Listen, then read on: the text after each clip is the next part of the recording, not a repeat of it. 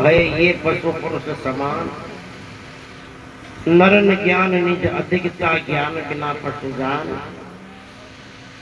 यानी नींद पशुओं को भी आती है, मनुष्य को ही आती है। भोजन मनुष्य ही करता है और पशु ही करता है। और मौत का डर पशुओं को भी है, मनुष्य को भी है। वंश वृद्धि यानी बच्चा बच्ची जानवरों के भी होते हैं, पशुओं के भी होते हैं। अपने पराये को पशु भी जानते हैं और मनुष्य भी जानता है। राग द्वेष पशुओं में भी होता है, मनुष्यों में भी होता है। कोई गांव की उधर की गली का कुत्ता इन गली में आ जाए ना, वापिस ना निकल जाए जब तक है। इन गली का कुत्ता गर्म हो जाए भोंक भोंक, है ना। अपने पराये की पहचान जाओ ना रोको। गाय भैंस अपने बछड़े को धीजती है, दूसरे को नहीं धीजती। अगर ये 6 लक्षणों तक ही अपना जीवन सिमटा है तो फिर मनुष्य में और पशुओं में कोई विशेष अंतर नहीं है। नरन ज्ञान निज अधिकता, ज्ञान बिना पशु जान। इन 6 लक्षणों से ऊपर का ज्ञान हो तब अपन मनुष्य कहलाने के अधिकारी है। और वो 6 लक्षणों से ऊपर उठने वाले के जीवन में ये 10 विशेषण होता है, 10 लक्षण होता है। जैसे पूरा मनुष्य उसको कहा जाता है 2 ही कान, दोनों आंखें, नाक, मुख, दोनों हाथ, दोनों पांव, ये 5 कर्मेंद्रिया और 5 ज्ञानेंद्रिया, ये 10 ही अंग कंप्लीट हो ना, उनको एक शारीरिक दृष्टि से पूरा मनुष्य माना जाता है। चलो 2 आंख होनी चाहिए, एक नहीं है, एक ही है।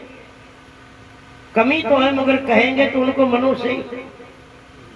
अगर दोनों आंख भी नहीं है तो भी मनुष्य तो कहेंगे। दोनों कान होने चाहिए, 2 नहीं है, एक ही है तो भी मनुष्य ही कहेंगे। और दोनों नहीं है तो भी चलो मनुष्य ही कहेंगे। पर एक बात विचार करो, अगर दोनों आंख भी नहीं हो, दोनों कान भी नहीं हो, नाक नहीं हो, मुख नहीं हो, दोनों हाथ नहीं हो, पांव नहीं हो, अरे यो पूरा शरीर यो सलाड़ा की नहीं हो तो बाटा की नहीं तो बोलो आपन अचरज हो कि न हो। तो यो कई आइटम है भाई, आपाओं की पहचान कर सका ना भाई यो मनुष्य है, न कर सका ना। ये 10 इंद्रिया नहीं है तो उनकी पहचान नहीं कर सकते, अपन कह नहीं सकते कि मनुष्य। अपने को अचरज पैदा हो जाएगा कि ये है क्या। जैसे 10 अंगों के बिना ये मनुष्य है ये सिद्ध नहीं होता, ऐसे ही धर्म के मुख्य रूप से 10 अंग है, वो जीवन में प्रतिभाषित हुए बिना अपन मानव कहलाने के अधिकारी नहीं हो सकता।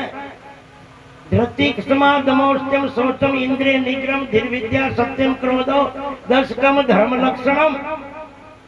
वो धर्म के 10 अंग क्षमा, अहिंसा, मृदु वचन, सत्य, दया, तपदान, शील, सोच, तृष्णा, बिन धर्म अंग 10 ये धर्म के 10 अंग। सनातन धर्म की ऐसी विशेषता है, ऐसी पवित्र विचारधारा और धारणा सोच है, जिनका पहला अंग है क्षमा। यानी अनजान में किसी से अपराध भी हुआ है और वो अपने सामने याचना करता है तो अपना पहला कर्तव्य है उनको माफ कर दो।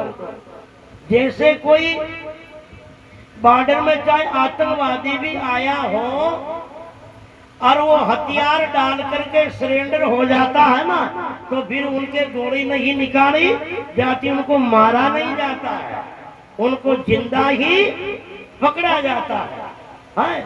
यानी ये पहला लक्षण है क्षमा, ये मानवता का अंग है। और ये पहला लक्षण भी अपनी धारणा में, अपनी सोच में, अपने व्यवहार में उतर जाए तो आज ये जितने उपद्रव हो रहे हैं, जितने लड़ाई झगड़े हो रहे हैं, जितना मन मुटाव है, ये सारी खींचातान खत्म हो जाए अगर ये पहला धर्म का लक्षण भी उतर जाए। आज पूरे विश्व को जिंदा रहने से ज्यादा मरने की चिंता है। पूरी दुनिया की सब देशों की यही सोच है कि हिंदुस्तान में 1000 किलोमीटर दूर तक मिसाइल छूट करके जाकर के मारने की क्षमता वाली बनाई है, तो पाकिस्तान सोचता है कि हम 2000 किलोमीटर तक की इतना है दूर जाकर के अटैक कर सके, इतनी तेज बनाएंगे। तो चीन सोचता हम 3000-4000 किलोमीटर दूर तक की वाली बनाएंगे। अमेरिका सोचता हम 8000 वाली बनाएंगे। आज इतने हथियार, अणु, परमाणु बम, ये सारे जो है जिंदा रखने के साधन है कि मरने के साधन है, और सब देशों में होड़ मची हुई है। अब बोलो, जिंदा रहने की जितनी दुनिया को चिंता नहीं है, उतने को मारने की है कि हम कितने दूर तक और एक साथ कितनों को मार सकते हैं। कहाँ धर्म है? इसलिए और ये सनातन धर्म ऐसा सिद्धांत और ऐसी संस्कृति है, एक पहला लक्षण भी अगर जीवन में उतर जाए क्षमा, तो सारे अणु, परमाणु, बम, हथियार, सारी सेना, सारी धरी की धरी रह जाए, एक भी अंग जीवन में उतर जाए क्षमा, यानी अनजान में अपराध हुए को बख्श देना चाहिए। ये भी सोच हो जाए तो पूरे विश्व में सद्भावना, शांति पैदा हो जाए, सब अपने अधिकार में सुख से आनंद में जीने लग जाए। मगर सब दुनिया को मारने की चिंता है, जीने और जिलाने की चिंता नहीं है। और सारी किताबें धरी रहने दो, सारा सुनना धरा रहने दो, 2 अक्षर पढ़ लो जीवन में आनंद से जीने के लिए। कभी गाड़ियों के पीछे लिखा हुआ होता है 2 शब्द, जियो और जीने दो। स्वयं भी अपने अधिकार में, अपने आनंद में जियो, और जैसा जीवन आप चाहते हो वैसे अधिकार आनंद में औरों को भी जीने दो। तो कहाँ द्वेषता रहेगी, कहाँ खींचातान रहेगी, कहाँ लड़ाई झगड़ा होगा, कहाँ मनमुटाव होगा, कहाँ इतने उपद्रव, इतने उत्पात होंगे, कहाँ इतने अनीति अत्याचार होंगे। मगर आज धर्म भी शब्दों तक सिमट गया है, आज धर्म भी घृणा का पर्याय बन चुका है, क्योंकि धर्म को लोगों ने शब्द मान लिया। हिंदू धर्म, बौद्ध धर्म, जैन धर्म, सिख धर्म, ईसाई धर्म, पारसी धर्म, यहूदी धर्म, सिख धर्म, ईसाई धर्म। अरे ये शब्द है भाई, ये धर्म नहीं है। धरती धर्त्वा धारती विश्वमिति से धर्म। धर्म की परिभाषा को जानने के लिए जिंदगी गुजर जाती है।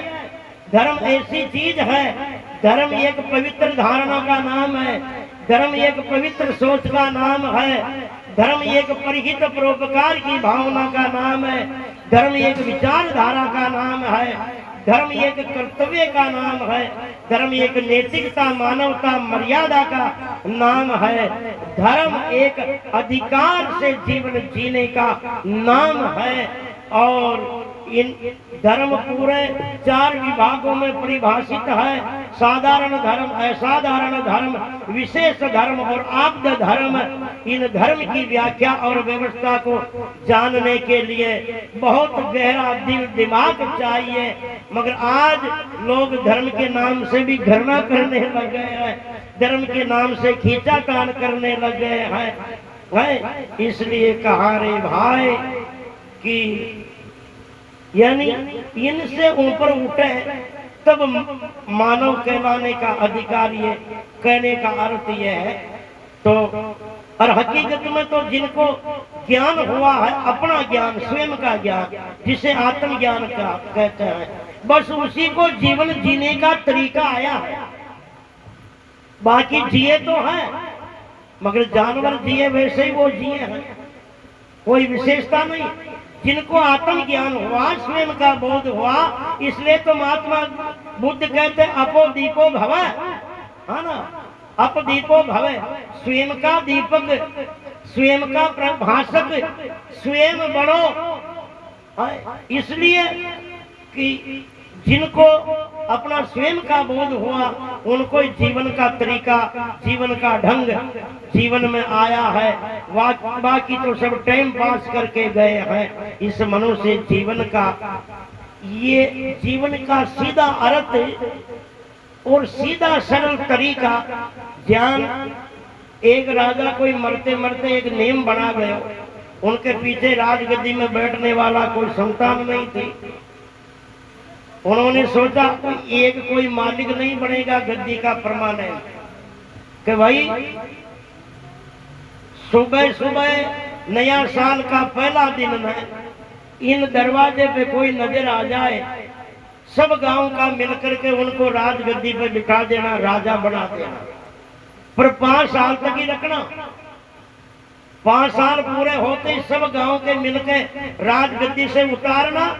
और ये अपने गांव के पास में जोरदार नदी बहती है, नदी के पहले किनारे पे छुड़ा देना इस जंगल में, जो ये वापस नहीं आ सके, ये गद्दी पर अधिकार करने के लिए। राजा तो चला गया, गांव का नहीं, यहाँ कोई नियम बना दियो, पहला साल में शुरू का दिन में जो भी दरवाजे मिले, गांव का मिलर राजगद्दी पे बिठा दे, राजा बना दे। 5 साल तक ठाठ से रहे राजा बन के।